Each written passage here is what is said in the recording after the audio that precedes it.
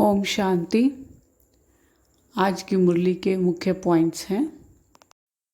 बाबा कहते हैं, मीठे बच्चे, लक्ष्य सोप से आत्मा रूपी मैले कपड़े को साफ करो, पवित्रता के मैनर्स धारण करो और दूसरों को कराओ। आज का प्रश्न है, कौन सी जादूगरी बहुत फर्स्ट क्लास जादूगरी है? कैसे? बाबा ने उत्तर दिया है, ईश्वरीय जादूगरी फर्स्ट क्लास है, क्योंकि इससे नरकवासी से स्वर्गवासी बन जाते, पतित से पावन बन जाते। यह जादूगरी बाप ही सिखलाते हैं। बाबा कहते, बच्चे सिर्फ फॉलो करो तो तुम राजाओं का राजा बन जाएंगे। आत्मा को पवित्र बनाओ तो शरीर भी पवित्र मिलेगा। पुराना तन मन धन इंश्योर कर दो तो नया मिल जाएगा। ऐसा सौदा संगम पर बाप ही सिखलाते हैं। ओम शांति। बाबा कहते हैं, एक तरफ है सारी दुनिया भक्ति मार्ग वाले, दूसरी तरफ तुम बच्चे हो ज्ञान मार्ग वाले। वह भक्ति की सीढ़ी चढ़ते रहते हैं और तुम बच्चे ज्ञान की सीढ़ी चढ़ते हो, भक्ति की सीढ़ी उतरते हो। ज्ञान की सीढ़ी चढ़ते हो और भक्ति की सीढ़ी उतरते हो। फिर जितना ज्ञान की सीढ़ी चढ़ेंगे उतना सद्गति को पाएंगे। भक्त भी पहले अव्यभिचारी होते हैं, पीछे व्यभिचारी बनते हैं।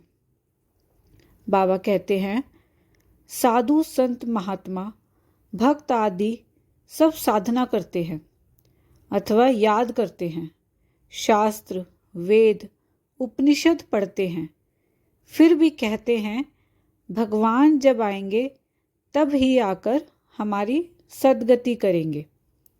सद्गति दाता को ही पतित पावन कहा जाता है।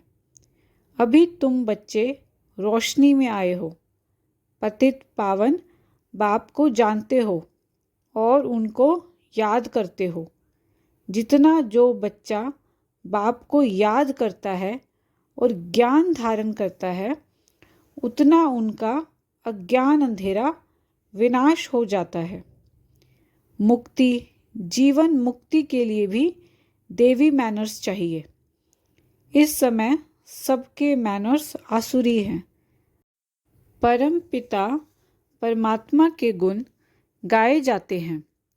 मनुष्य सृष्टि का बीज रूप है, सत है, चैतन्य है, आनंद का सागर है, ज्ञान का सागर है, पवित्रता का सागर है, फॉर एवर है। उनका यह पद अविनाशी है और कोई मनुष्य का अविनाशी पद हो नहीं सकता।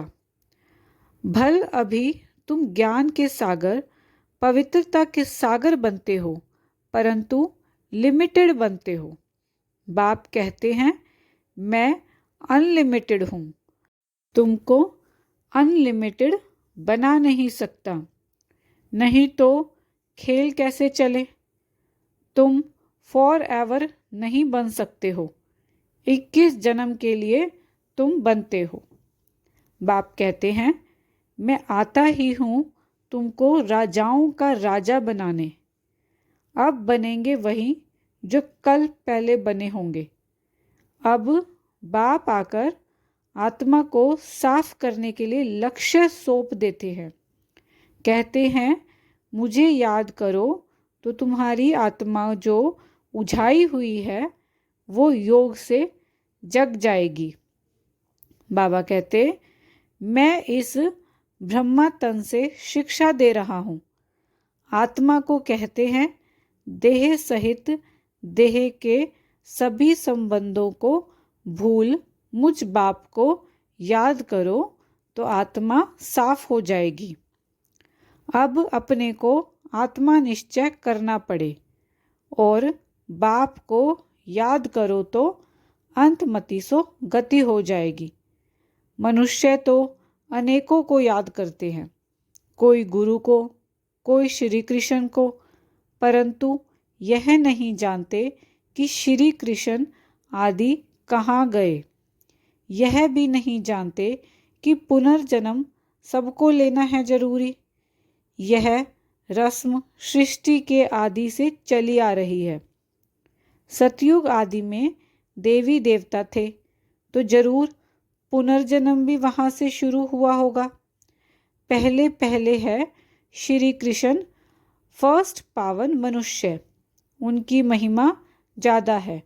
लक्ष्मी नारायण की इतनी नहीं है, क्योंकि बच्चे पवित्र सतो प्रधान होते हैं। परंतु यह नहीं जानते कि श्री कृष्ण पुरी कहाँ है। बैकुंठ कहते हैं, परंतु सतयुग का किसको पता ही नहीं है। तुम जानते हो यह जगत अम्बा, जगत पिता जाकर लक्ष्मी नारायण बनते हैं। सतयुग को कृष्णपुरी कहा जाता है। अब है कंसपुरी, यह आसुरी नाम है। वहाँ है देवी संप्रदाय, यहाँ है आसुरी संप्रदाय। यह नाम सिर्फ गीता में है और कोई शास्त्रों में हो ना सके। तुम गाते भी हो, बाबा आप पतित पावन हो, इस पतित दुनिया को आकर पावन बनाओ। पावन सृष्टि को रचकर पतित दुनिया का विनाश कराओ। बरोबर ब्रह्मा द्वारा पावन सृष्टि रचते हैं, फिर शंकर द्वारा पतित सृष्टि का विनाश होता है। यह बातें और कोई नहीं जानते। अब तुम बच्चे बाप के साथ योग लगाते हो। तुम देखते हो मैले कपड़ों को सटका लगाते हैं तो कोई फट भी पड़ते हैं। इतने तो अजामिल जैसे पापी हैं जो बिल्कुल साफ नहीं होते। बाबा कहते, यह पवित्रता के मैनर्स और कोई नहीं सुनाते हैं। सन्यासी तो घर बार छुड़ाते हैं, तुमको घर बार नहीं छोड़ना है, परंतु पुरानी दुनिया को ही छोड़ना है। वह है हद का सन्यास, यह है बेहद का। बाप भी कहते हैं, बच्चे नमस्ते, मैं तुमको अपने से भी उच्च बनाता हूँ। तुमको ब्रह्मांड और सृष्टि दोनों का मालिक बनाता हूँ और मैं वानप्रस्थ में चला जाता हूँ। परंतु श्रीमत पर भी चलना पड़े, इस पुरानी दुनिया से मुख मोड़ना पड़े। जैसे राम और रावण का चित्र है, कृष्ण का भी चित्र है। नर को लात मार रहा है, स्वर्ग का गोला हाथ में है। बाबा बहुत अच्छी तरह समझाते हैं, परंतु विरला कोई यह व्यापार करते हैं। बाप को तन मन धन दे नया लेते हैं, यह फर्स्ट क्लास इंश्योरेंस है। बाप कहते हैं, तुम आत्माओं को पवित्र बनाएंगे तो शरीर भी पवित्र मिलेगा, फिर स्वर्ग में रजाई करेंगे। इसीलिए इनको सौदागर और जादूगर भी कहते हैं। बाप कहते हैं, नरकवासियों को स्वर्गवासी बनाओ। बाप कहते हैं, तुम सबको मेरे पास आना है, फिर तो यह भाई बहन का नाता टूट जाता है। मुख्य बात है पवित्रता की। एक दो को पतित बनाते आदि मध्य अंत दुखी किया है। अब बिल्कुल झाड़ सड़ गया है। बाबा आकर सड़े हुए झाड़ को देवी झाड़ बनाते हैं। अब श्रीमत पर चलो। बाबा कहते, तुम जानते हो शिव बाबा हमारा बाप भी है, टीचर भी है, तो सतगुरु भी है। तुम बच्चे भी हो तो स्टूडेंट भी हो, और तुमसे गारंटी करते हैं तुमको वापस ले जाऊंगा। ऐसी गारंटी और कोई कर ना सके। वह तो सिर्फ अपने ऊपर बड़े बड़े टाइटल रखा लेते हैं। अब तुमको अथॉरिटी मिली है तुम समझा सकते हो कि जगत गुरु है एक, वही सबकी सद्गति करते हैं। ऐसे सुखदाता बाप को कोई जानते नहीं, अगर बाप को जाने तो प्रॉपर्टी को भी जान जाए। अच्छा, आज धारणा के लिए मुख्य सार है, अंतमति सो गति के लिए पुरानी दुनिया से दिल हटाकर अपना मुख मोड़ लेना है, अपने स्वीट होम को याद करना है। दूसरा पॉइंट दिया बाबा ने, सौदागर बाप से सच्चा सौदा करना है, तन मन धन सब इंश्योर कर फॉलो फादर करना है।